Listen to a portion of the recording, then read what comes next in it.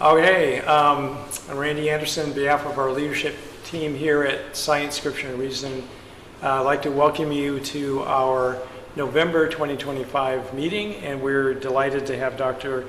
Belinda Calabia with us this evening. By way of introduction, Belinda is a retired internal medicine physician living in Portland, Oregon. She has an advanced certificate in science apologetics from Reasons Institute, which is the teaching arm of Reasons to Believe. She was a former RTB chapter president, and when the chapters were discontinued, she co-founded the local group Apologia for Truth and Hope. Belinda is also a professional life coach and mentor, and she develops and conducts the apologetics group coaching workshops, which are designed to help individuals become equipped, empowered, and engaged for meaningful apologetics conversations. And Belinda is going to be speaking this evening to us on the Case for Life, and her talk is entitled Two Patients or One? Why Definitions Matter in the Abortion Conversation. So, Belinda, thank you for coming, and we'll turn that over to you. All right. Okay. Hello, and thank you for the opportunity to present on this important topic. In the course of my research, I discovered new things, and my presentation developed into this new topic, Two Patients or One, Why Definitions Matter in the Abortion Conversation.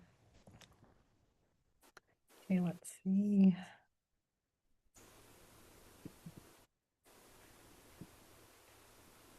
Okay, so a little bit about me. I've worn a few different hats over the years. I have an inner drive to discover the truth and build relationships. This led me to put on different hats, but they all seem to be centered around understanding people and the world around us. In my 30s, this drive led me to faith in Jesus. And as a follower of Jesus, I'm a passionate about exploring how science, reason, and faith work together, just like your SSR there. My heart is to help others engage in meaningful, grace-filled conversations, especially around life's most important and challenging topics. That passion led me to co-found Apologia for Truth and Hope. Apologia, as you guys know, means reasoned defense. The heart of our ministry is to equip, empower, and engage. Tonight, we'll mainly focus on the equip portion, gaining knowledge and understanding. But knowledge alone isn't enough. We need the empower piece, growing in wisdom to apply our knowledge and understanding in our own lives and others. Ideally, we want to engage, not to debate, but to invite honest reflection and dialogue. We want to approach others with humility, curiosity, respect, and confidence. These four qualities can completely improve the tone and impact of any conversation about life, truth, and faith. In tonight's roadmap, we will look at four foundational questions. What is pro-life? What is the pro-life argument? What is the unborn? What is abortion? And, and as we understand them, we will also examine why definitions matter and how they shape the way we think, reason, understand, and act. Who is the object in the abortion definition? We'll also touch on bodily arguments, but on how they reflect the implications of these definitions. So what is pro-life? Being pro-life means affirming that it is wrong to intentionally kill innocent human beings in the womb. Tonight, I'll equip you with three kinds of reasoning that together form a rational defense for life: science, philosophy, and logic. Theology also provides a powerful defense for life, but in this presentation, I will focus on these three. Science gives us empirical evidence, information gathered from direct observation, experimentation, or experience. Philosophy helps us reason through the moral truth, what we ought or ought not to do.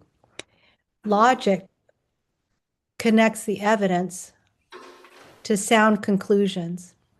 Science, philosophy, and logic, together, these can open doors to meaningful, grace-filled conversations that lead to deeper truth. Unfortunately, there can be stumbling blocks, like hearing the word argument in the phrase pro-life argument. So let's take a moment to clarify what we mean by argument.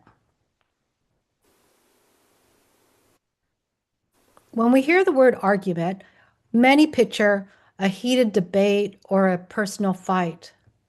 But in logic, an argument is simply a structured way of presenting reasons and evidence, so a conclusion follows logically. So when we talk about the pro-life argument, we're not talking about arguing with people, we're talking about reasoning with them towards truth. And that leads to a common challenge you might hear. That's just your opinion. That phrase seems to dismiss your statement as a personal belief. Well, actually, an opinion without support is just a belief. An opinion is simply what someone thinks or feels. By itself, it does not prove anything. An argument supports that belief with reasons and evidence, showing why something is true or false, providing a logical basis for others to accept it. There's nothing wrong with having opinions, but if we want to persuade others of truth, we need more than personal belief and feelings. We need logic and evidence. Once an opinion has logical support, it moves from personal preference to truth claim. So now that we understand what an argument is, let's look how logic structures an argument.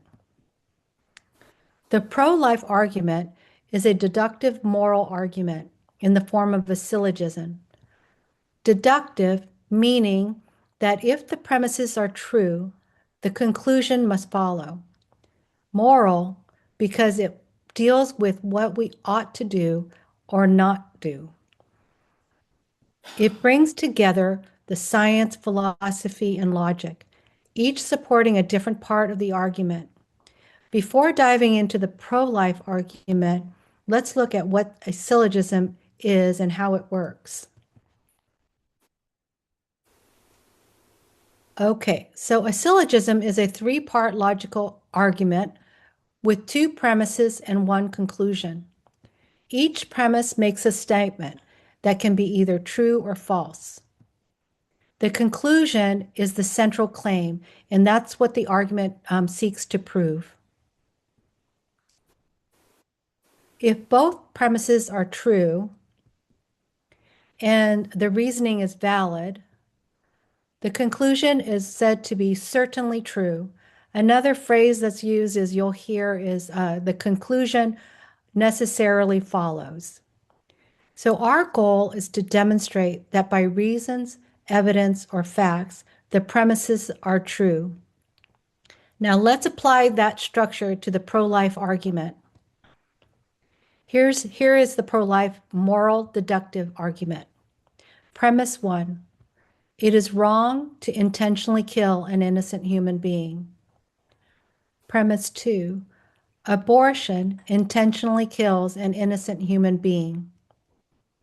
Conclusion, abortion is morally wrong. In the pro-life argument, science provides objective scientific truth of what abortion does and who it acts upon. Philosophy provides objective moral truth of what we ought or ought not do. Logic provides the form. If the premises are true, then a logically necessary moral conclusion follows. Or to say it another way, science answers the questions, what is abortion and what is the unborn? I got that bit mixed up. Um, Philosophy helps us reason what we ought to do in light of those facts. And then again, logic ties it all together. If the premises are true, then the conclusion necessarily follows. So let's explore the scientific foundation of premise two, starting with what is the unborn? The scientific defense for the pro-life argument provides objective truth about what is the unborn, and as I said before, what is abortion, what abortion does, and who it acts upon. Let's see how science supports that premise too, that truth claim, abortion intentionally kills an innocent human being. We're going to begin with what is the unborn. Objectively, the science of embryology establishes from the earliest stages of development that the unborn was a distinct, living, and whole human being. So, is that true? So, let's look at how the leading medical textbooks describe this reality. In Keith's Moore, The Developing Human, a standard embryology medical text, human development begins at fertilization, when the sperm unites with an ovum to form a unicellular organism called a zygote. The zygote is a highly specialized organism capable of giving rise to any cell type and marks the beginning of each of us as a unique individual. Embryologists O'Reilly and Mueller state, although life is a continuous process, fertilization is a critical landmark because under ordinary circumstances, a new genetically distinct human organism is thereby formed. This diagram shows the first week's continuous process of life once the genetically distinct organism began to exist. This illustrates the fetal period 9 weeks to 38 weeks. So what makes this new organism distinct, living, and whole? Let's look at that closer. The zygote, later called the embryo, is distinct. It is different in kind from any of its parent cells. It has its own unique DNA, and it directs its own internal development.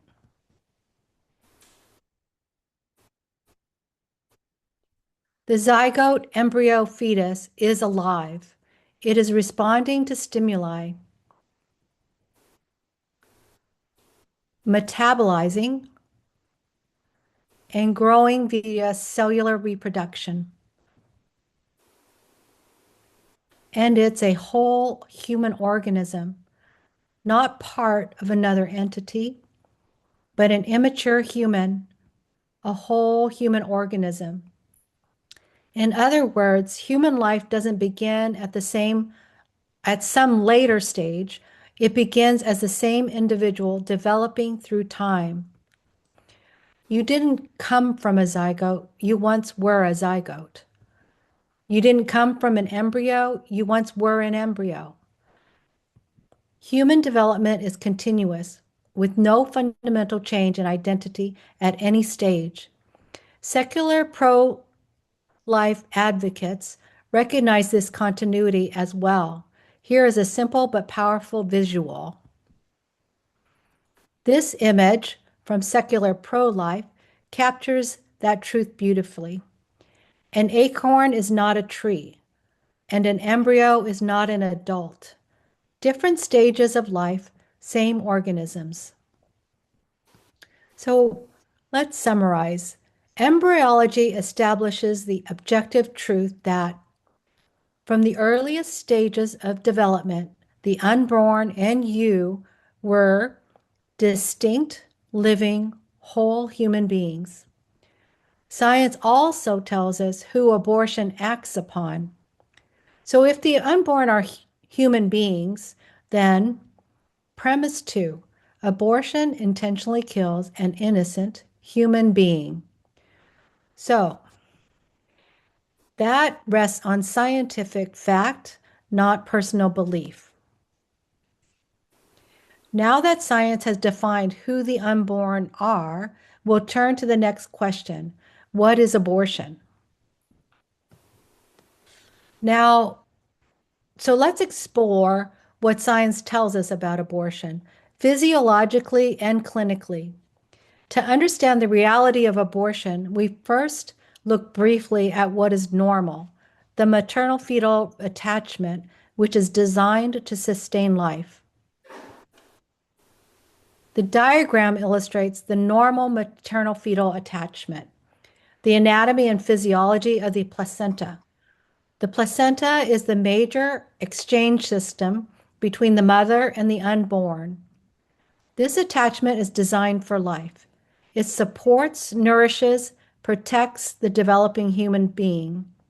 Let's look how this life-sustaining connection works.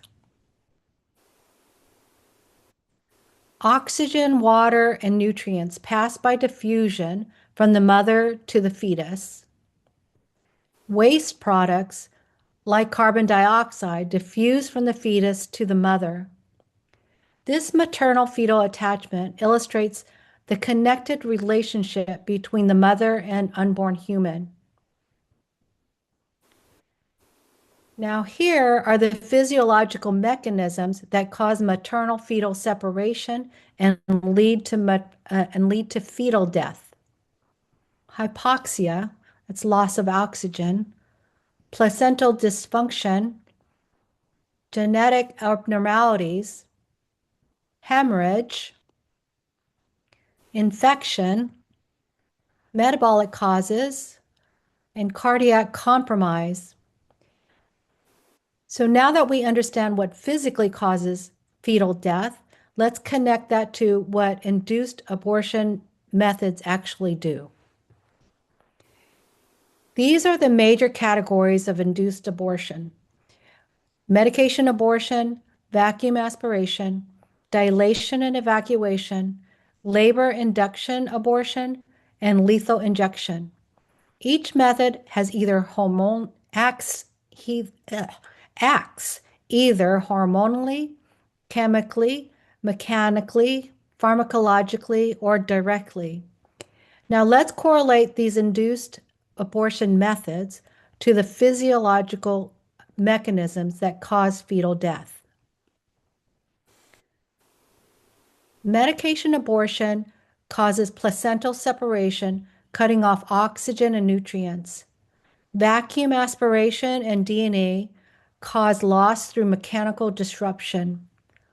Labor induction abortion causes placental detachment through contractions. In each case, fetal death occurs by hypoxia or asphyxiation, severe lack of oxygen. Medication abortion and labor induction abortion intentionally cause placental dysfunction, causing placental separation or interruption of oxygen transfer, thus leading to fetal death through hypoxia and asphyxiation. In later term abortions, lethal injection directly induces cardiac arrest using agents such as potassium chloride or digoxin. Every abortion procedure, regardless of method, intentionally brings about the same physiological result: the separation of the developing unborn human from its life-sustaining maternal-fetal connection. So what does science show us about abortion? Science reveals what abortion does and upon whom it acts. What does it do? Induced abortion methods intentionally cause maternal-fetal separation and fetal death. Upon whom does it act? The unborn human being. With this scientific knowledge, the next logical question is, how do leading medical organizations define abortion? Their definitions will shape how we understand what abortion does and to whom. So in the pro-life argument, this scientific knowledge affirms premise 2. Abortion intentionally kills a human being. So now, what is the definition of abortion? When we ask that, most people assume that there's one universally accepted definition, but that's actually not the case.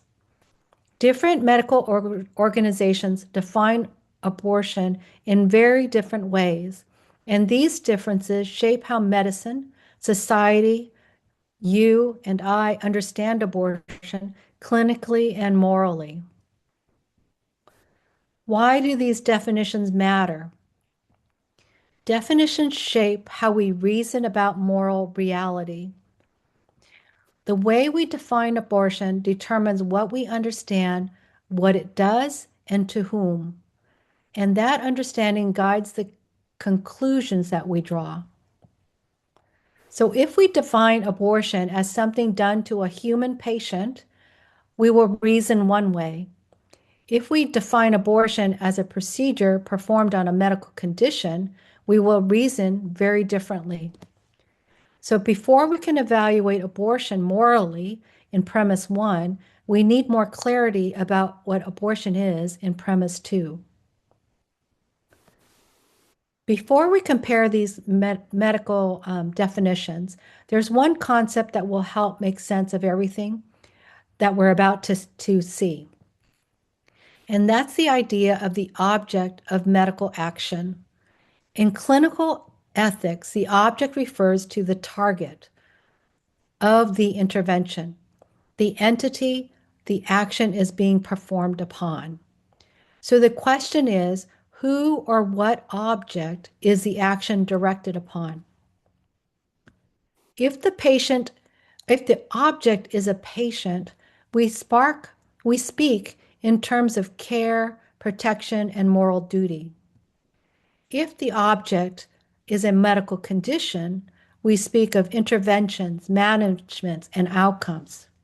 So hold that thought as we look at how medical organizations define abortion. Listen for whether abortion is described as acting upon a human patient or upon a medical condition.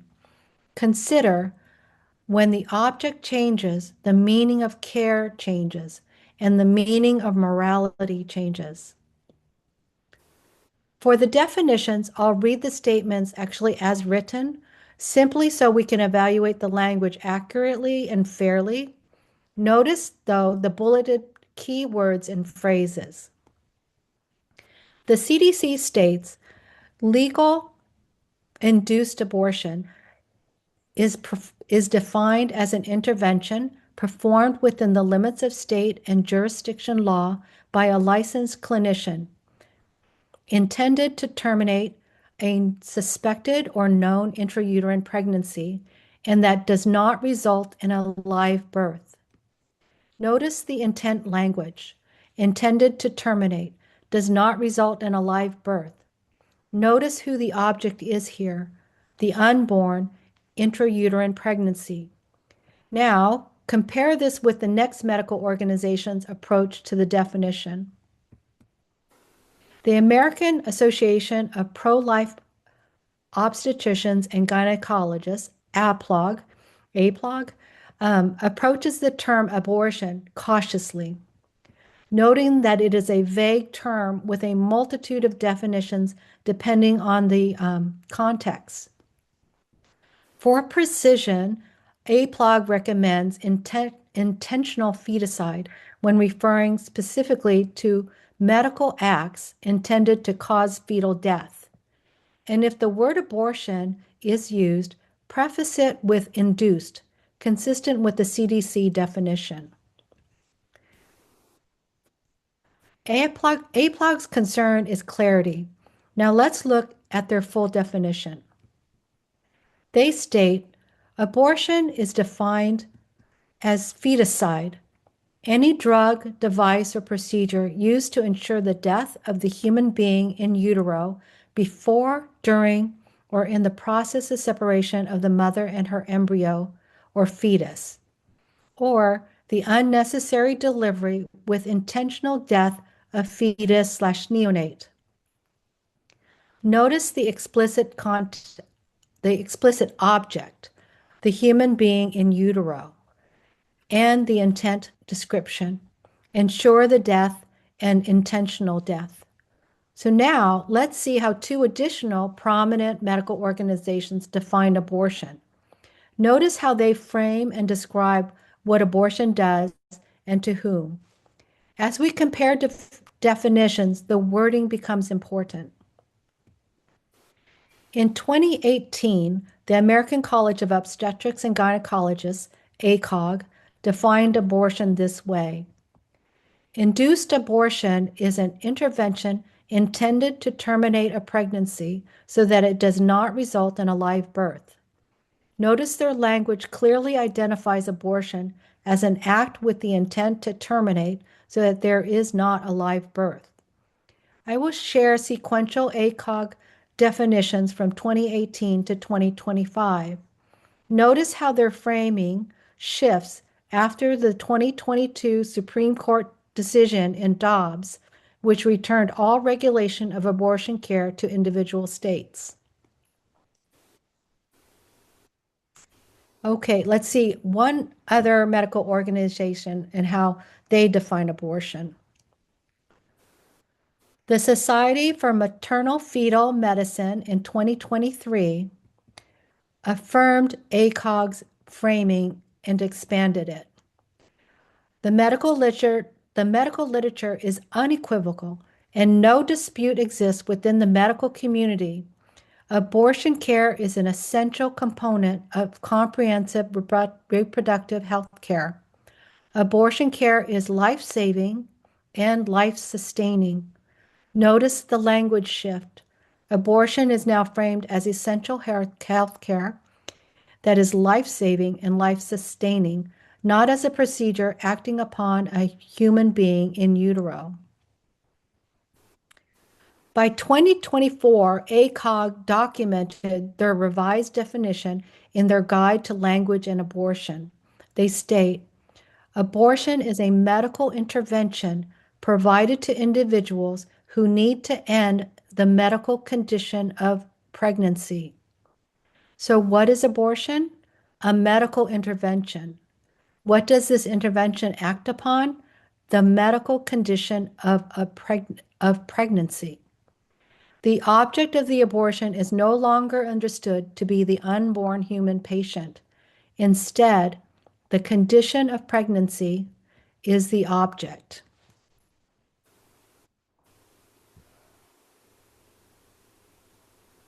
In their 2025 committee statement, ACOG wrote, legal and accessible abortion care is a necessary component of comprehensive health care.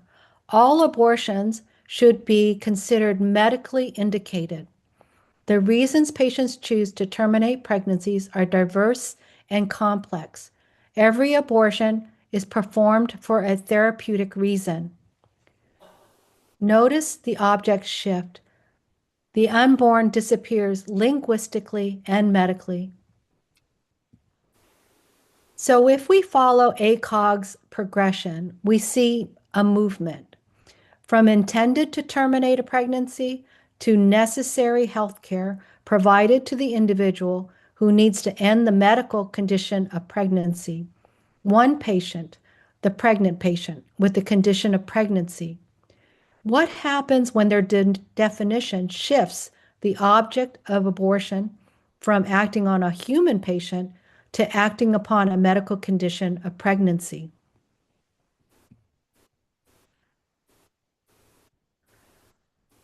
Notice the contrast between the CDC APLOG and the ACOG SMFM. CDC and APLOG describe abortion in terms that identify what the action of abortion does and to whom.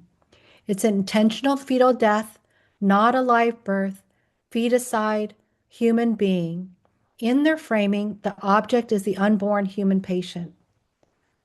ACOG and SMFM describe abortion as a therapeutic healthcare service for one patient, emphasizing necessary, life-saving, life-sustaining autonomy and pregnant individual. As noted before, the object becomes the medical condition of pregnancy, and the unborn is linguistically removed. When we shift the object from a human patient to a condition, the way we understand abortion shifts as well. That is, these differences aren't just word choices, they reflect two fundamentally different ways of seeing pregnancy and medical care. Let's look at that shift visually. Two different medical model of pregnancy emerges.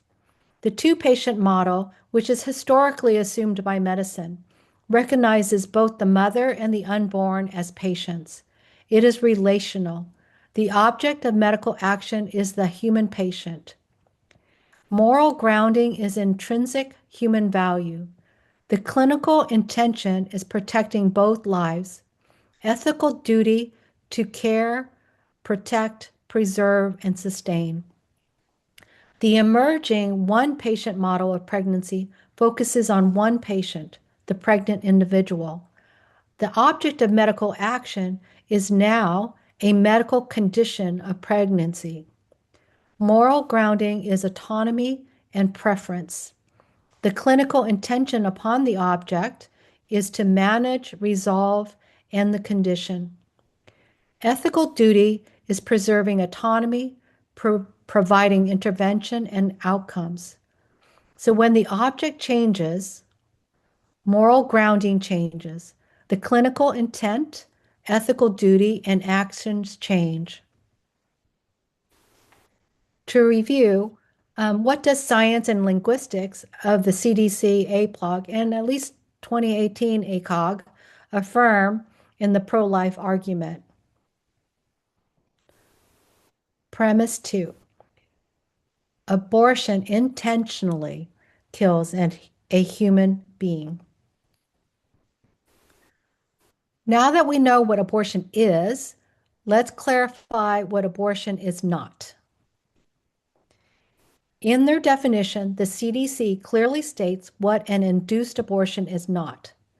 They say an induced abortion excludes the management of intrauterine fetal death, early pregnancy failure or loss, for example, miscarriage, ectopic pregnancy, and retained products of conception.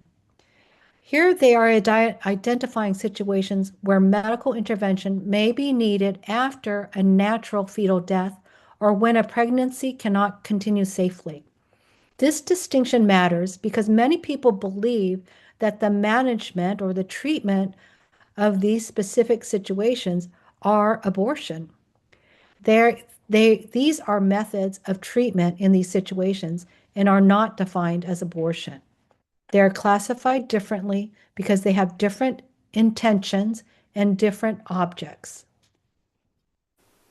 In contrast, SMFM actually broadens the definition of abortion by saying all abortions are either spontaneous or induced, and either medication or procedural. So the management and treatment of those situations that the CDC listed, according to this definition, are considered part of their abortion definition. So instead of increasing clarity, this blending or combination can create confusion. So can recall, the various physiological mechanisms that lead to maternal fetal separation and fetal death: hypoxia, loss of placental dysfunction, genetic abnormalities, hemorrhage, infection, metabolic causes, and cardiac compromise. So some of these occur naturally or spontaneously, say, and some can occur as a result of induced abortion procedures. So the method to manage or treat these conditions may lead to fetal death. The fact that the outcome of fetal death may occur in both of these types of cases does not mean that they are clinically or ethically equivalent. The intent of the procedure and the object of the action differ. To make this distinction clearer, APLOG uses the term medically indicated maternal fetal separation.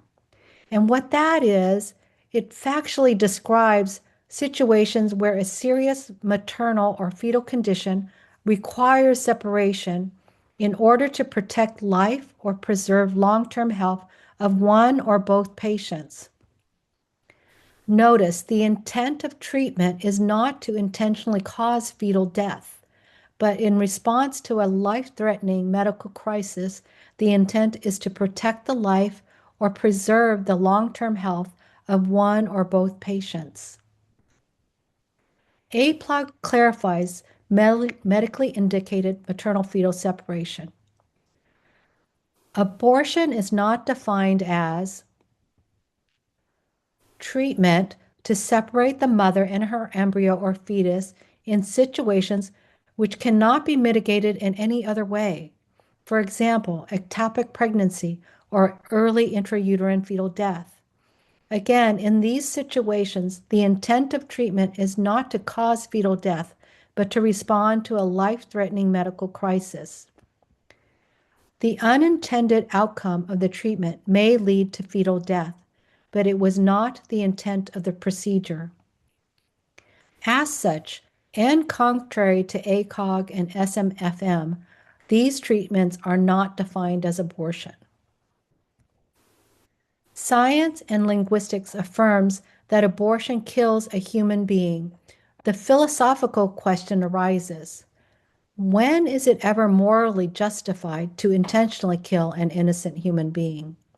That is premise one, and now let's turn to there. So premise one addresses the moral reality of the pro-life argument. We begin here not with emotion or preference, but with a widely accepted moral truth. It is wrong to intentionally kill an innocent human being. Nearly every ethical system, medical, legal, philosophical, and cultural, affirms this principle.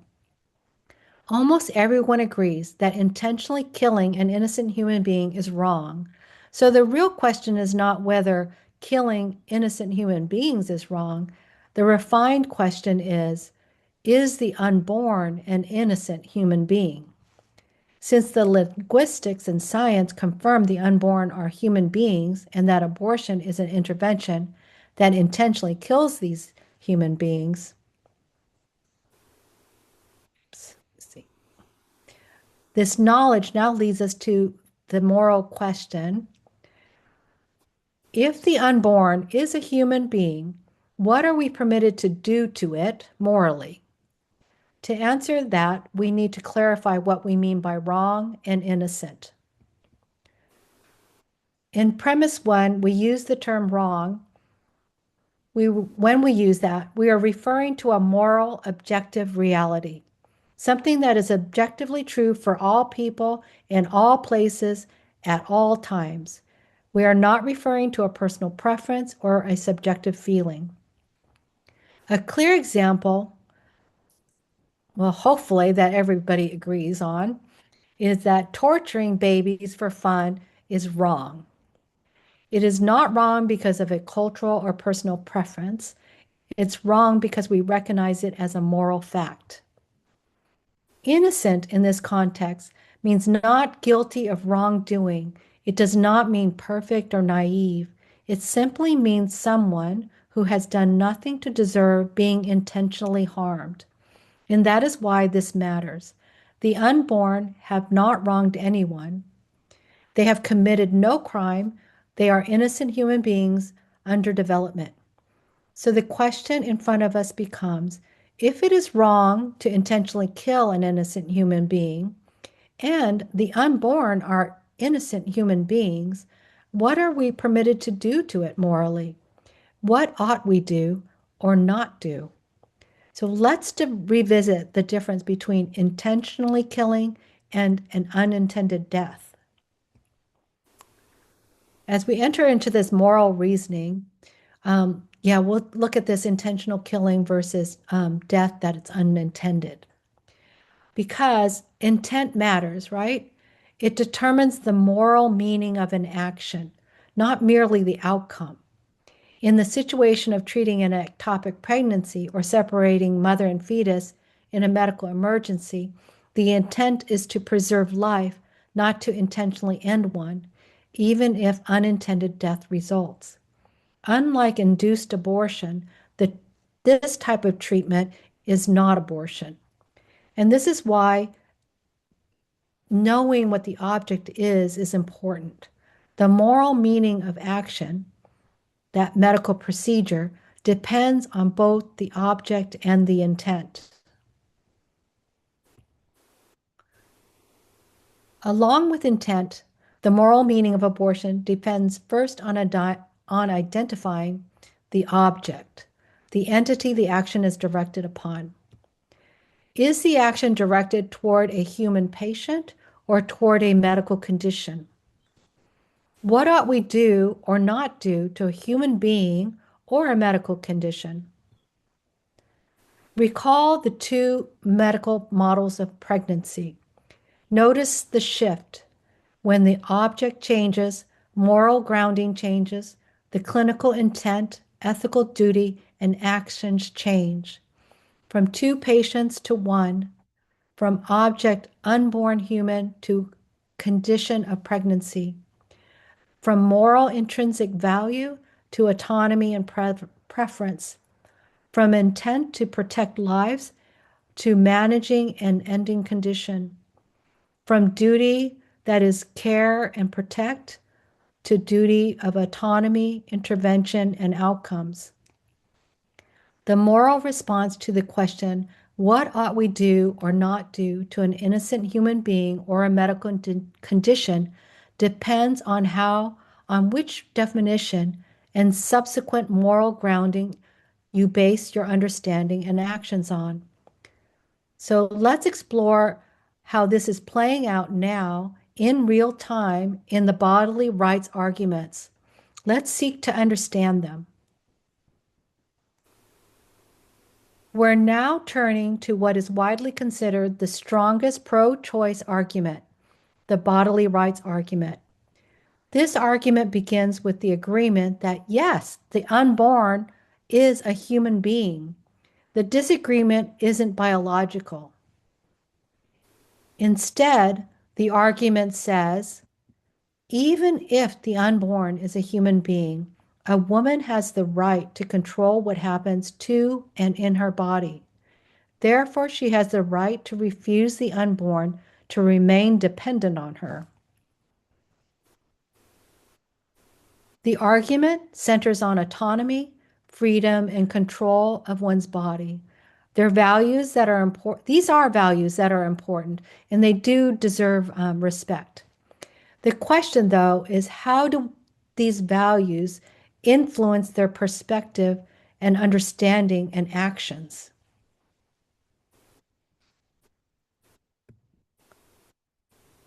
Let me see.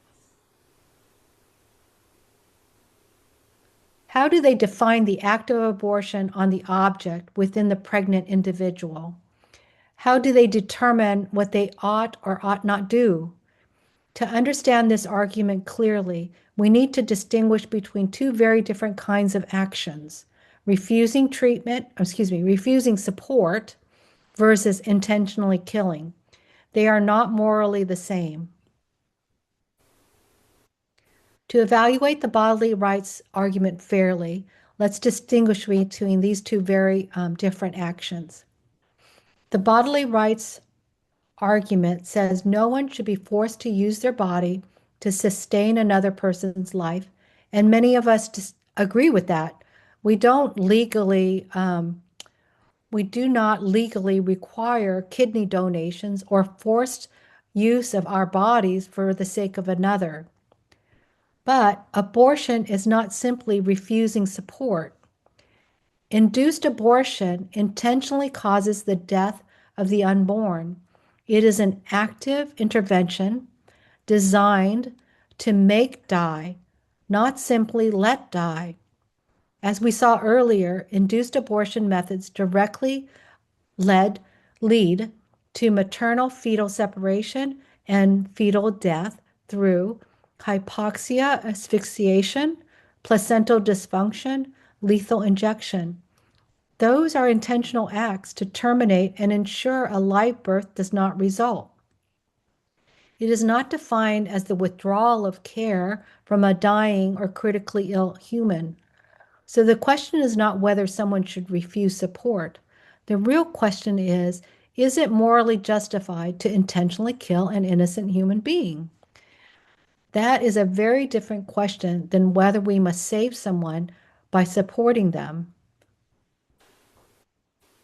To clarify why this matters, let's look briefly at the most famous philosophical defense of the bodily autonomy view by Judith Jarvis Thomson. It's the violinist scenario. The story goes like this. Imagine you wake up connected to a famous unconscious violinist who needs your kidneys to survive for 9 months. You didn't consent, you didn't choose the attachment, and your body is being used to sustain someone else's life. The analogy argues the right to refuse bodily support outweighs another person's right to life. Even though the violinist is a person with full moral value, you have the right to disconnect, even if the violinist dies. And from this, the argument concludes, even if the unborn is a person, bodily autonomy allows for abortion. It is a powerful argument, and we should respect that many people find it compelling. So we want to respond thoughtfully and fairly, not dismissively. The violinist thought experiment, as I said, is powerful, but that analogy fails in critical ways. In pregnancy, the relationship is not stranger to stranger. It is the natural parent-child relationship. Abortion is not a passive disconnection. It is direct, intentional killing. It does not simply let die, it makes die through direct procedures. The dependence is natural, not artificially imposed. And rather than a temporary burden, abortion ends an entire human life.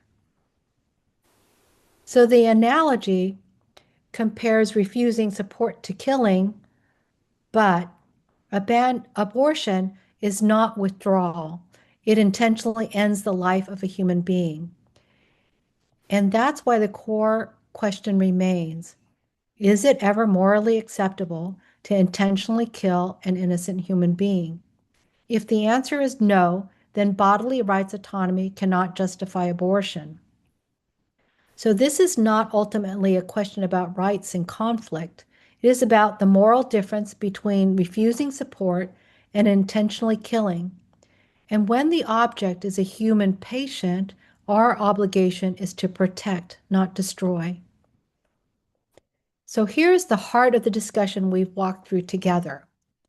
If the unborn is an innocent human being, then intentionally ending its life is morally wrong. The bodily rights argument appeals to values that matter deeply, like autonomy, dignity, and compassion, but it cannot justify intentionally killing an innocent human being. And when the medical language shifts the object from a human patient to a condition, care becomes something very different, from preservation to elimination, from duty to preference. Has the bodily rights advocate adopted the ACOG definition of abortion?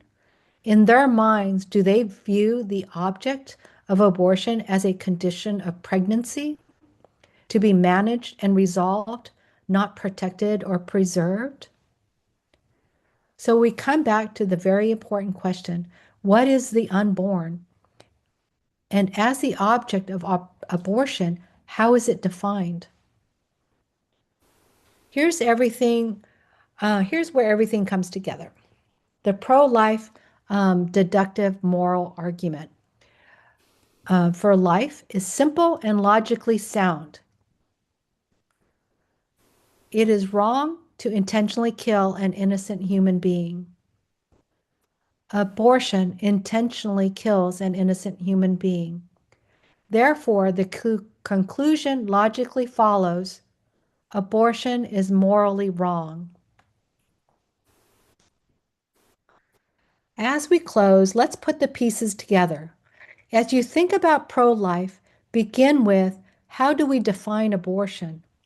Because the definition determines the object of the action, either a human patient or a medical condition.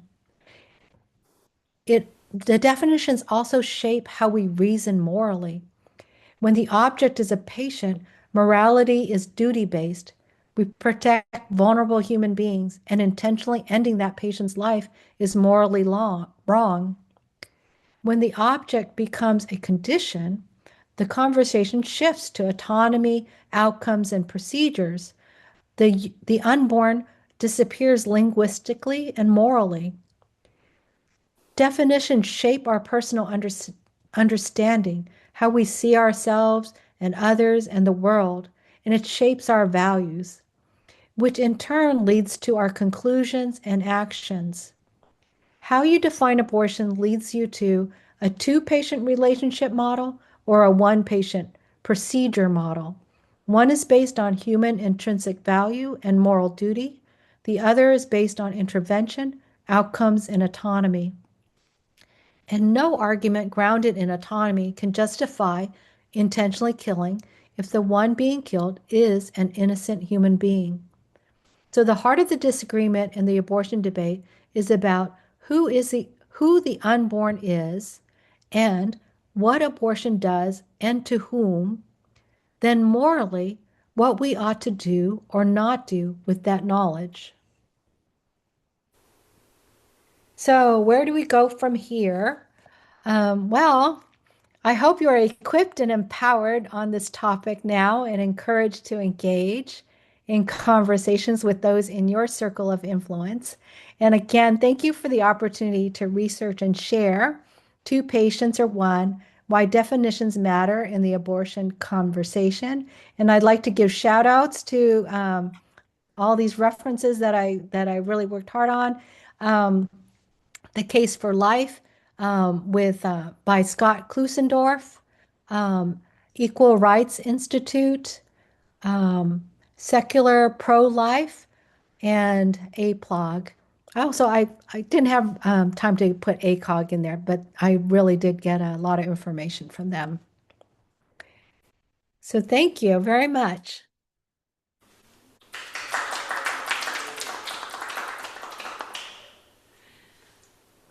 Should I close that? Yeah, I'll close this. Let's see.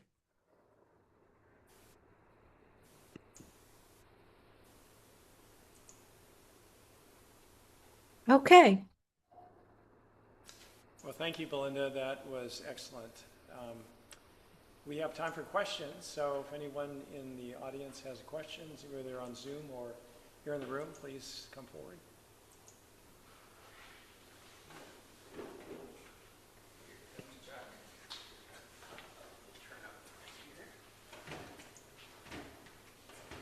Go ahead. Found in the last 2 or 3 years the argument has changed. Originally the pro-choice argument was based on product of conception was just a clump of cells. It wasn't a human being yet until birth. The argument I've run across now is they're saying they do acknowledge it's a human being, and they're okay with that. They say it's wrong to kill a person. And so the argument is switched to personhood, and at what point does that fetus become a person? And there's no agreement or definition on that. So they really they started out with thinking science was on their side with a fetus not being a human, and when it turned out science went against them, they were accusing Christians of using subjective arguments, and now they've abandoned science and they're making a subjective argument for the case of a personhood. And personhood argument goes up to maybe the early teens. They can't agree on when personhood happens, so they've really got a weak argument, but it's a different argument with different definitions. I was wondering if you ran across that. Yeah. So with the personhood argument, the way that, so they are, like you're saying, they're picking certain things, what actually makes a person, when do they become a person, like a time thing, or a conscious, when do they have consciousness? And um, so the Equal Rights Institute, he has a really great, like a 10-minute video about this specifically, dealing with personhood, and when do you have equal rights? What is it that makes us equal? Like, um, is it that we are sentient? Well, squirrels can be kind of sentient, so maybe, we need to include them in there. Um, or I forget all the different ones that he adds to it. But basically, there's also these things about being like dependent. Like, for example, the embryo is not de excuse me, let me think this through again. Um, not dependent, or like has an awareness of itself. The embryo doesn't have an awareness of itself yet, so it's not a person. Well, if you um, exclude that from what it makes us to be human and persons, the community of people who can be protected, who have the right for protection from violence, okay, then you need to exclude infants, and because they are not self-aware so much. And then the other part of that argument is like, what about like when you go to sleep? Are you really conscious anymore? So are you no longer a person at that point? And then you wake up and now you're a person.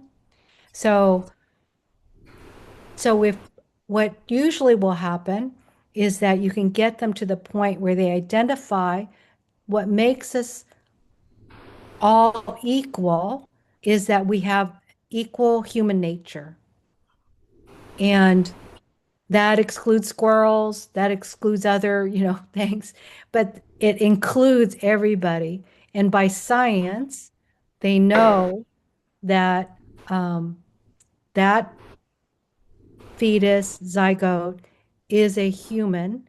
They quibble a little bit about, is it a human being? Is it, so they may say, oh, it's a human Homo sapiens. So they're agreeing that it has its own unique DNA that is consistent with the Homo sapien um, species. But then they quibble with the words being and get into that personhood. Did that answer your question? Yes, thank you. Yeah. They also include older people that are suffering from dementia, isn't it? Yes.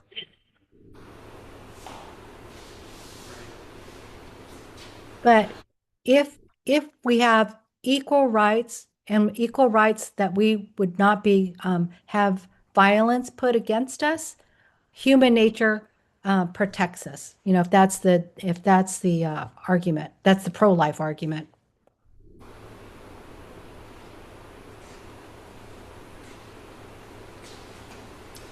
Question, Belinda.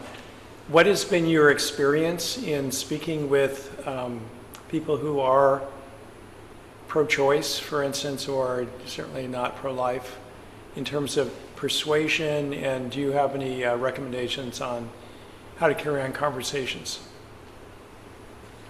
Yeah. So, yeah,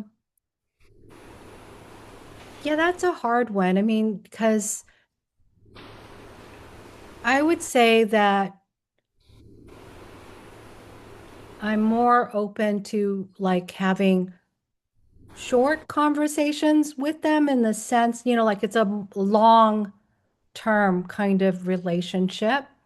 So what I would suggest is really to be able to like ask what their thoughts are, where they're coming from, and really be curious about what they're thinking and why they are um, pro-choice, what their ideas are about like what is the zygote, what is the fetus, is it human? Um, And so really find out like where they're coming from. That's the main thing.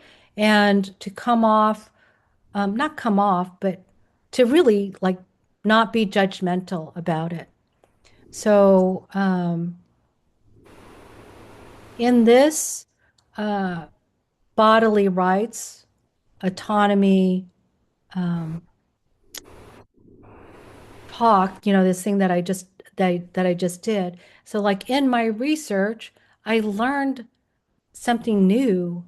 And I learned, so I tried to get like an understanding. I got more of an understanding that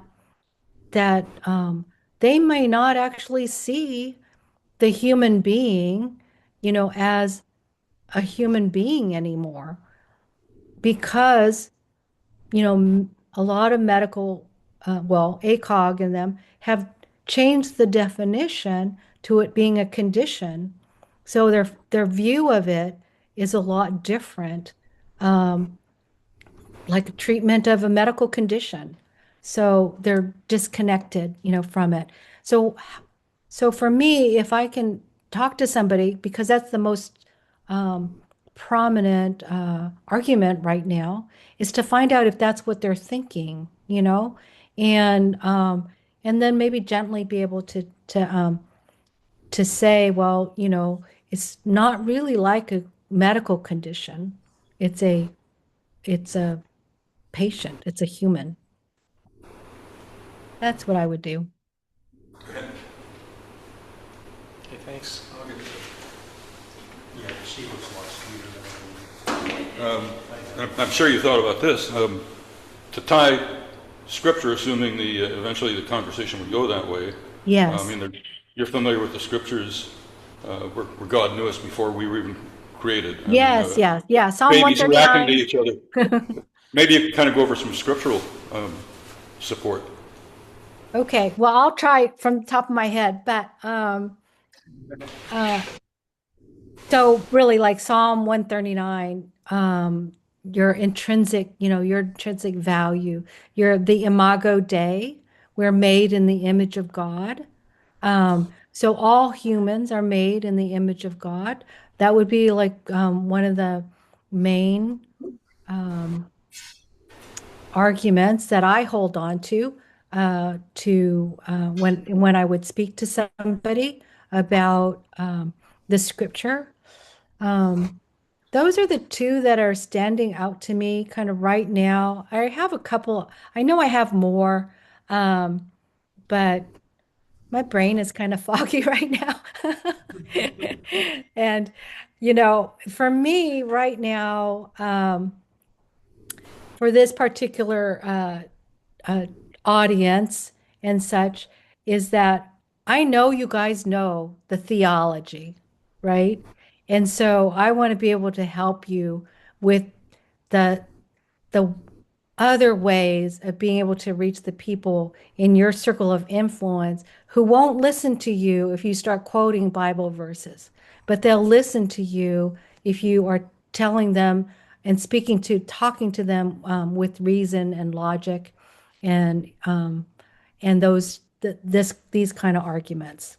How about you share with me what your favorite one is? well, let me get on with that then. Yes. Of course, all of these arguments from Scripture presupposes that that person's actually going to find Scripture valuable. But Mm-hmm. if they do, then I like to go to, I think it's Exodus 21, that compares how God sees the value of different lives. And it's the law against fighting and murder and stuff like that. If you get in a fight with somebody and you kill them, then you'll surely die unless you did it on accident. If you did it on accident, then there's a safe city you can go to. Oh, yeah. Now, if you're in a fight with some guy and a woman accidentally gets involved so that her, she's pregnant and she gets involved and her baby dies, then there is no city of refuge for an accident.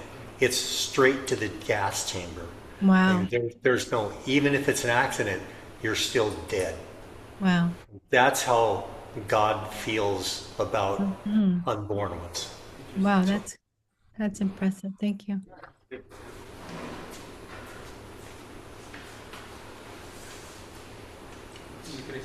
Looked like that was slowly. Hi. Hello.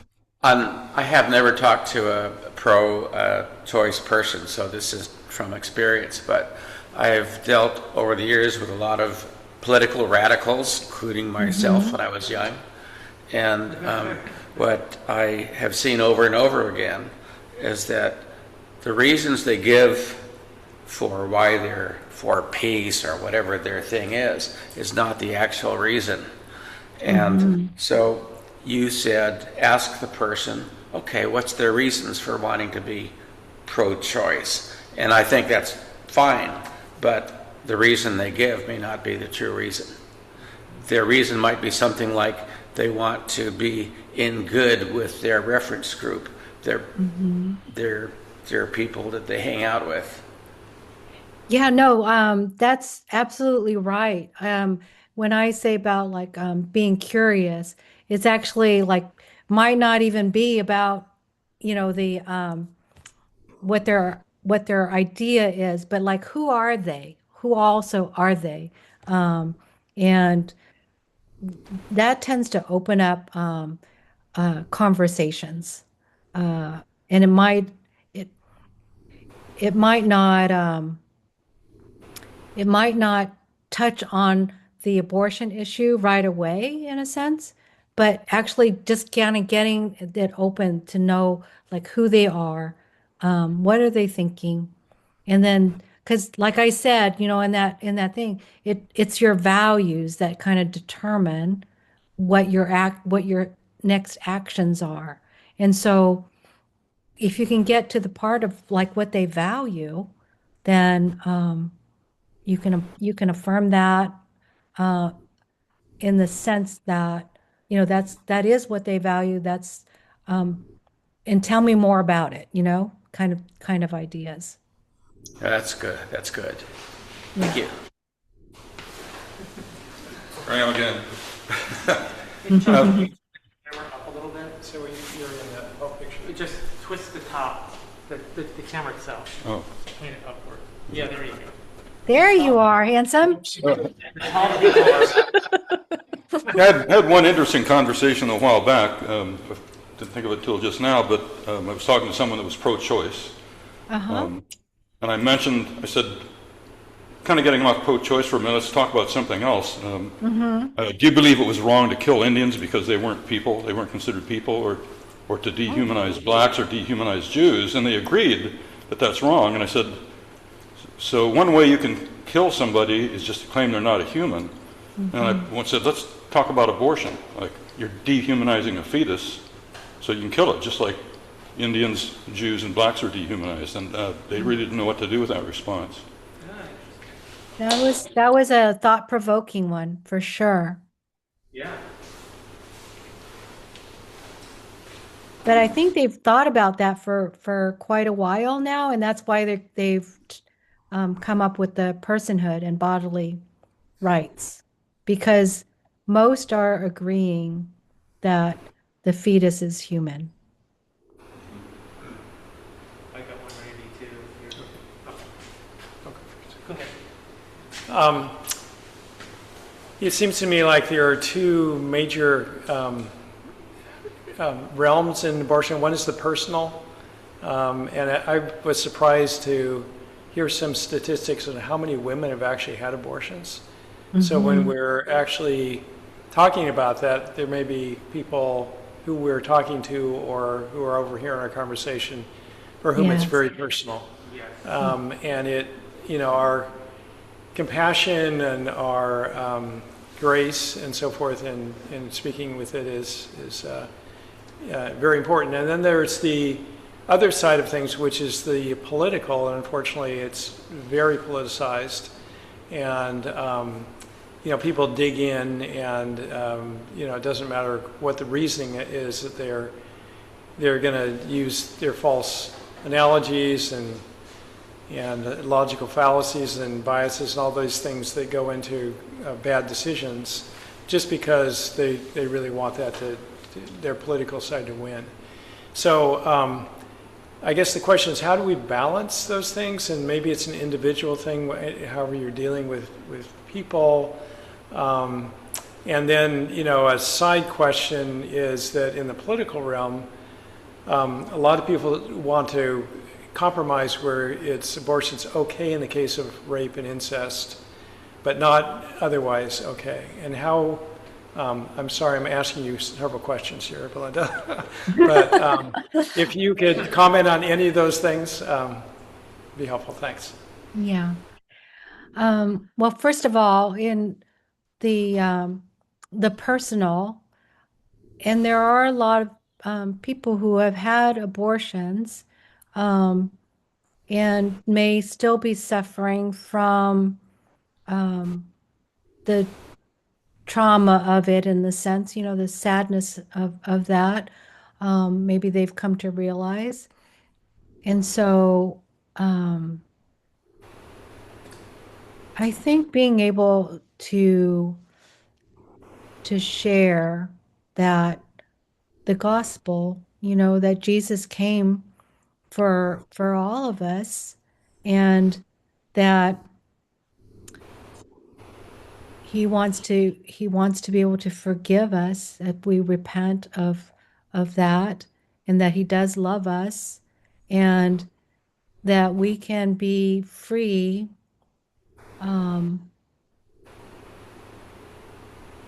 based on what he's done for us and accepting him and his love and following him as a Lord and Savior. So I would try to give the good news in that way to them. And again, just be able to support them that way. Um, and then I think also just being aware that there are many people who have experienced abortion for themselves, but maybe they also participated as a parent of a teenager or a boyfriend, and so they too might have that. But that God is here, Jesus is here for us for that as well. Um, then I think in regards to political, what was the question on the political again? Well, one of them was in the politics as it stands now that there's one, side's saying, well, we can't get whatever we want, but we will compromise. Oh, So okay. abortion is okay in terms of rape and incest, but otherwise may be off limits. That's one political view. Seems to be prominent. Okay, so that is a very hard one, especially in regards to rape, um, and those type of hard. That's like one of those hard cases, um, and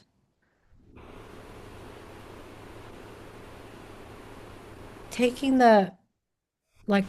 So if we hear like if the fetus is or the unborn is a innocent human being, and that the moral objective truth is that it's wrong to kill an innocent human being, then, even in that situation, it's wrong to do that. But I do see politically that this argument that some pro-lifers will say is that in the laws and legally,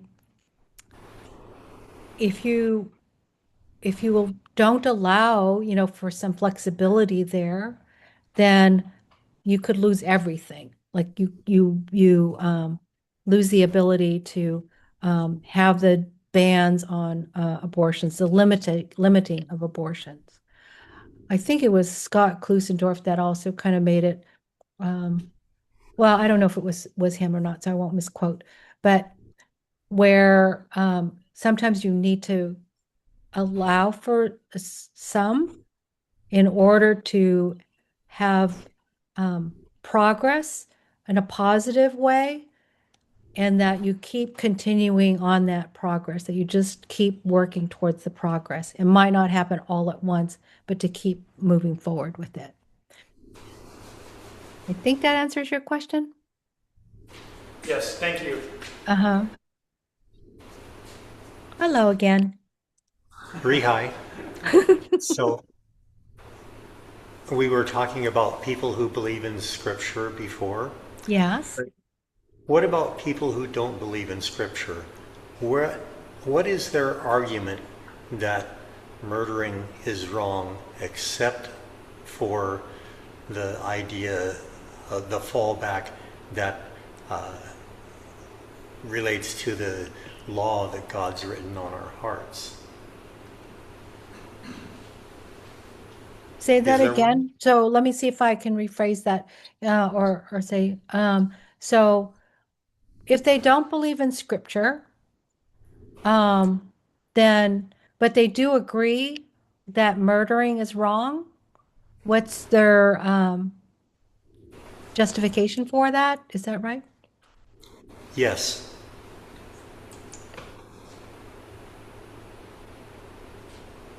Well, yeah, that's an interesting one. Um, it's kind of like that idea of like, um, it's never right to torture babies, right? That's a moral, objective truth. That's But the, in there, right? Is that what you're saying or asking? but the reasoning you're using is simply reflecting on the law that God has written on the heart of every human, and it comes out very nebulous and saying, well, it's just wrong. It's Yes. just Yeah. No, I wrong to get it. kill people. Yeah. And but that's if they don't believe in God, then they shouldn't have that to fall back on. And if They they do shouldn't, fall but back on that, then that's evidence of of the law written on their heart by God, and they should start believing in God, shouldn't they? well, yes, I agree with that. Um, and and just like I think all of us, right? We don't know everything. We we we grow in that way, and maybe it's just not the right time for us, but we can have aha moments. And I think at this point, we have to kind of trust God that He's also working in their lives. I would tell you that secular pro-life, I really like their material. Um, they um, they basically say, this is there in one of the parts is that part. Like there's just something wrong about dismembering babies. Okay, there's something wrong about it. I'm an atheist, right? She says I'm an atheist. I don't have like um, I don't believe in the Bible or in scripture, but there is that sense that there is something morally wrong with that. And let's just leave it at that. We don't have an explanation. They don't, okay? And for me, I think it's okay to let them do that because when they're ready and we can have these conversations, if we can have a dialogue, I think that it's important to have the dialogue. I don't know if I answered that question, but I think you did great. oh, thank you. Yeah, there is that, the, where people will borrow from Christianity or from biblical, theists at least. They will borrow from us without really realizing that that's what they're doing. Yes. So my question has to do with, I'm not a doctor. I don't really know much about your professions. And in terms of how you were mentioning those different definitions of abortion, for instance, Yes. if somebody's a doctor, do they, especially if they're in that area where they at least there's potential for them to perform abortions? I mean, I don't even know how that works. Are you So, like an abortion doctor and that's what you do for a living, or how does that all work? And if they are an abortion doctor or whatever, how do they decide which definition to use? which to finish? Uh, What was the well, last, what was that last which part? how do they know which definition to use if there's different definitions? Is there some law that says that this is the definition because you live in this state, you have to use this definition, or how does that work? Okay, yeah, yeah. So, this is why it's so confusing, why you're hearing all kinds of cases around the country, um, of like not knowing what abortion is. Yeah. Okay. So, so that's why APLOG is trying to get the precise language uh, and factual language of what actually abortion does, whereas ACOG is making it less clear so that it gets muddled. And I think right now, what I was noticing when I started looking into this in 2024 was that confusion is is it's not helpful. I mean, it's really it's really hard, because like some of the cases that I would hear, I'd be like, well, why didn't they treat that person? That has nothing to do with abortion. They're having a medical emergency, you treat them. But if major OBGYN organizations, the most prominent one, is defining it as everything. All the procedures are abortion, and you happen to be in a state that has a ban on abortion, then as a physician or hospital, you do have to kind of like figure that out. And I wondered, why are they having so much trouble? To me, it was because um, this difference and this shift in the abortion definition. So, just like we are, in apologetics, right? In other areas of apologetics, you change the definition and it's confusing. You're not talking about the same thing, right? Even though you're using the same word. Um, so So one, that's confusing. I'm I'm I want to I'd say like, okay, support APLOG more, because they're like a David and Goliath kind of story, right? yeah. And they did make some headway where they worked on and Scott Klusendorf and such, they're making headway by like during the elections, they had like a, snippet kind of things where they were um, teaching and advertising in very um, high political kind of situation where um, it was going to be allowed to be in the constitution of the state so that you couldn't, you know, even though you might have a ban there, it was going to be tried to put in the state. So it's important to be kind of involved in that. And I think APLOG is really trying to do that part. How Hold can on. we help though individually is by being able to talk to your neighbors, on a walk or something, to mention, oh, did you know that the fetus is really a human? Just like that. It's just like, oh, I was looking at that. I was just reading about this, and it's just so amazing how it can Yeah. differentiate on all by itself. So sometimes little things like that can Yeah, be it's sometimes profound. amazing how much people don't know also. Yeah. Things that, when you're talking about it all the time, you forget that some people aren't even aware. Mhm. So back to the state thing, or the like, Yeah. almost like definition thing, Yeah. do particular states adopt an exact definition, or is it left up to the hospital or the doctor themselves? Or, I mean, how? Because if it's illegal in certain states, it's illegal to perform an abortion. If they Yeah. don't say what an abortion is, I mean, do they define it or what? How does that work? So I wasn't able, this was kind of like a big aha for me moment when I was like, what do you Yeah, mean the definitions are different, and I had to yeah, like it was yeah, hard yeah. to actually find ACOG's definition somewhere solid. Um, and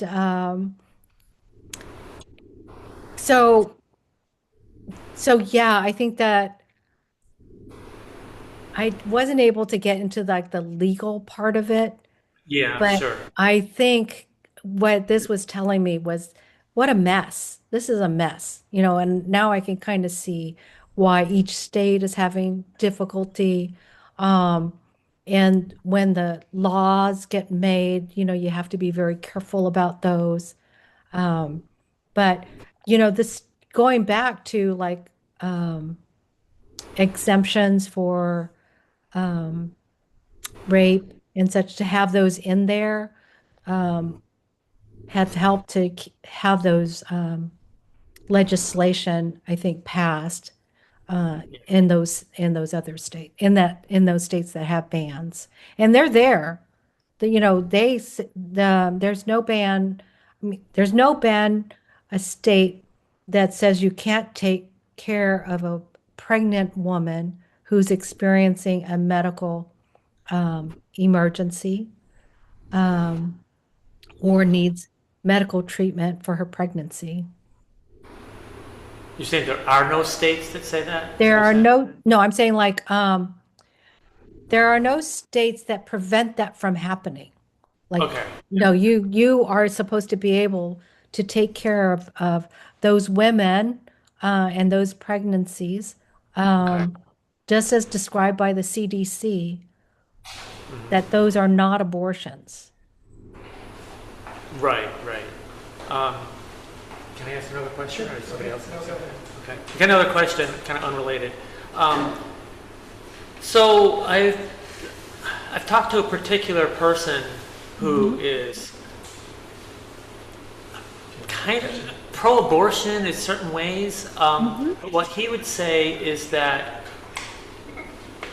he doesn't think that if a woman doesn't want her baby, he does not think it is morally good to force her to force her to have the baby, because now the baby is going to be unwanted, and he thinks that's morally wrong. Mhm. What do you think about that? Well, I think, you know, I think that once Have you ever again, you if we ever took heard that it, before? Oh Have yeah, you ever yeah, no, I heard that? have, yeah. Um, if we think about like the two patient model, right? Again, so you care about both people, the mother and the baby. And um, I would say that um, what would I say? It's kind of hard because, I don't, I always want to just delve in and ask more questions about like Yes, I, what are I you agree. thinking? Yeah. So, so I And think, such. But just like kind of superficially on this particular one yeah, is that there are a lot of people I understand who want to adopt. That I understand that there's a lot on the waiting list who are waiting to adopt children. So that child, if she carries that child for the 9 months or so, um, that child would be wanted because there are already children that are wanted. Um, and so giving up that giving up that child once is born, then would kind of serve both of them. She wouldn't need, she's to for some reason she doesn't want to have the child for whatever reason that is, that there's still other people that would want their children. And then like for her to be what, the violinist now, that she has to carry on, um, and she doesn't really want to support the violinist, yeah, aka fetus. And so she has the right to um, disconnect, right? So I think maybe some of the arguments that I just gave about why that is not really, you can't just really disconnect, that abortion is not equivalent to disconnect in that way. yeah, yeah. I actually used the adoption. Um, I mentioned the Yeah. adoption, and that kind of quieted him a bit. But I Mm. just thought of another one, in that where do you draw the line? Um, so if a 3-year-old is not wanted, Mm. Yeah. um, so would you? Is it better for that 3-year-old that you kill the 3-year-old Right. because he's not wanted? I mean, I'm not sure if that's a good argument or not, but Oh it no, sounds good to that's the me. toddler argument. Trot It's out the what? toddler. Trot out the toddler argument. Oh, is that right? Okay, I hadn't heard of that. Yeah, there you Is that did. right? You thought it on your own. Good job. Oh, okay. Yeah. No, I'll it's throw the some toddler. It's the toddler. Trot out the toddler argument. toddler. Ah, okay. Okay. Because Yeah. it's the same. It's the same. Would you then do that to a toddler? Because the I see. argument really is the same that they're presenting. Right. I noticed that you had not actually mentioned the sled test, which Yeah. Yeah. I always have a hard time remembering what all four of those letters stand for, but Yeah. did you purposely So, not talk about that, or what were your thoughts there? oh, no, I actually had it on, yeah, no, I actually had it, but I didn't So think you guys wanted to stay that long. I would say, so it was time then that was So what I priority. do for the sled, as I kind of looked at this here, was this idea of not yet human. Okay, where they don't really think that the fetus is human yet. Um, Mhm. and so using the sled for that would be, now you can make me forget because I've just I lost. know the first one is size, Oh yeah, of course. right? Level size, so is the embryo smaller than a fetus, is a like a baby, right? But well, what about if a are men better than women because most of them are taller and the Right. size. And then the other is level of development. So change in development between the fetus and, like, say, the embryo. There's a difference in development there. And so it's known that um, teenagers are not as developed as adults. So is it okay to take them out? And So then, that reminds me of your acorn analogy, which I thought was yes, it is. Yeah, yeah. And then E is environment. How does the environment change? So if I flew over to Sacramento, um, did I change? Was there a change in me? So how is it different from a 38-week gestation or so, coming out, this 7 inches or so, 5 to 7 inches, how does that change in location um, determine? Would that really be a good determination? And then D is SLE. anybody know? I know I was gonna say maybe No. development, but L is level of development. That's what always gets me. Differentiation. somebody Google it. Yeah, go ahead and Google it because it would be faster than me going through all my notes and my. Yeah, yeah. on my- That's I was okay. like, I was just curious. That's okay. I was just curious if no. there was an intention to leave I it out. wanted to go through personhood. I Yeah, have that's this okay. whole algorithm actually that I noticed as I was studying what these different arguments were. Okay, well, thanks. You're welcome. Next. Wish I could do better. Oh, you're doing great. I just want to make sure that people on Zoom, I have an opportunity to ask a question. So anyone on Zoom would like to ask a question, please unmute yourself and ask. Yeah, I had a question. Mhm. Um, the Bible says that life is in the blood, and they were not to eat blood because life was in it. And I understand that the fetus has a heart and it's pumping its own blood after, what is it, 8 days? Mhm. Is that true? Okay, I don't know exactly the timing of it. And so are you asking like because Well, they have their own life blood then or? at that point, that is a separate person because they have their own blood and we know they have their own DNA. And it brings up another question, which I Mhm. nobody ever talks about, and I guess it's not important, but she can't have that baby by herself. Mhm. It takes another human being. Mhm. And I guess that other human being's opinion or wants or that's not important, I assume. So everything is based upon what she wants and what her priorities are. So would you agree with that?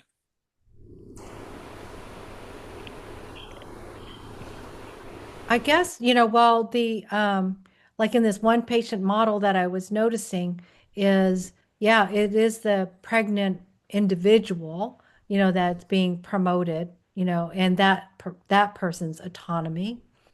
So that would probably carry on into their whole circle of influence too, and the father of the child. Um, so are you asking?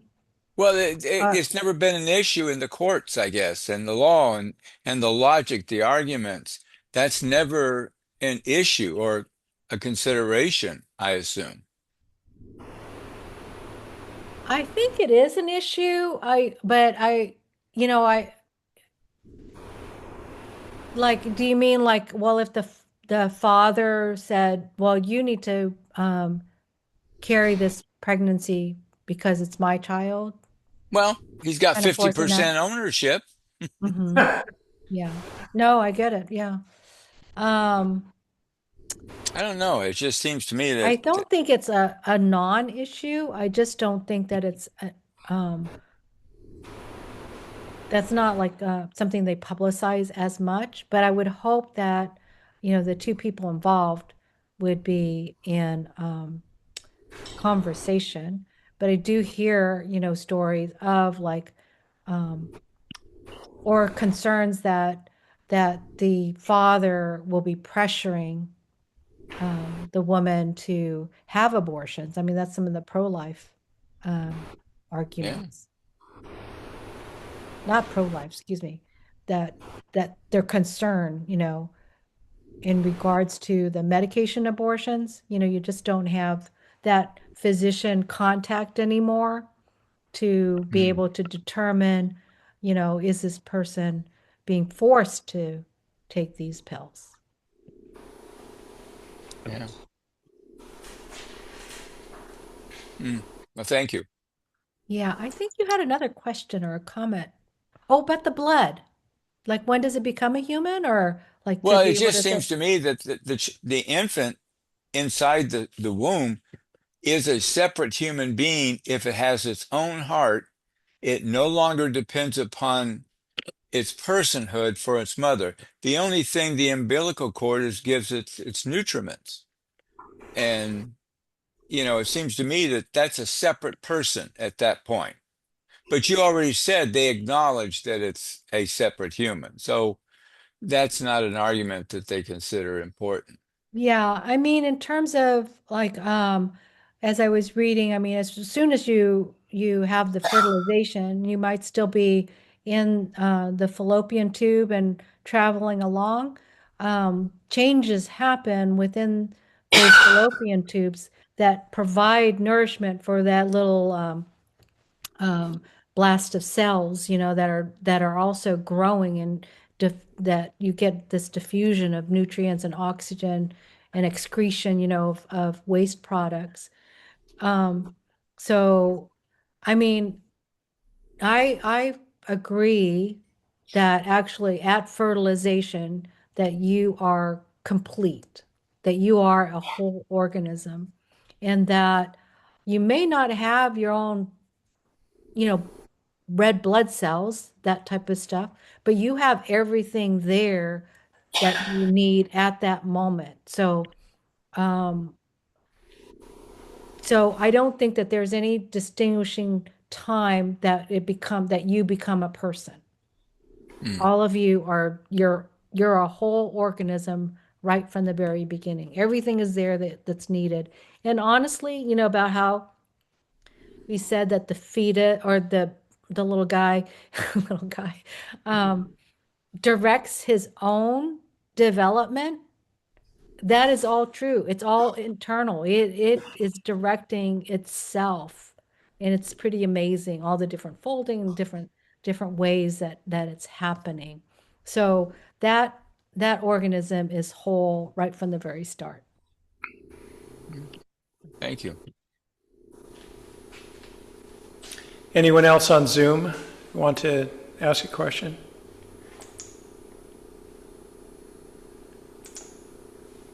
Well, I will then ask maybe our last question because I know it's getting late for Belinda.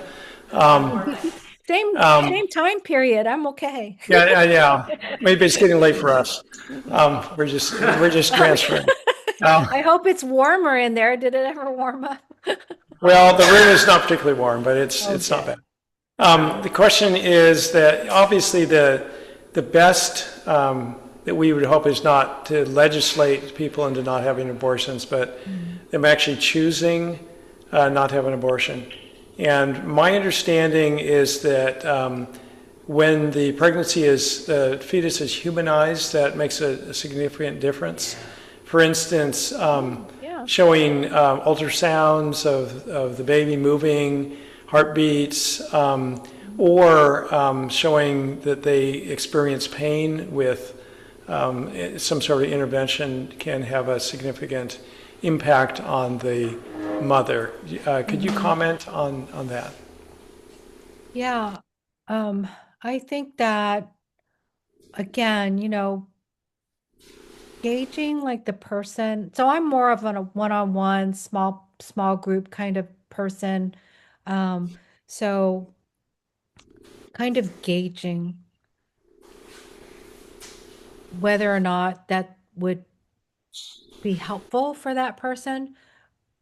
Like to be able, I definitely think that to be able to see an ultrasound of your baby moving, you know, to be able to see that, I think that is really important. So, I would advocate for that, continue advocating for that.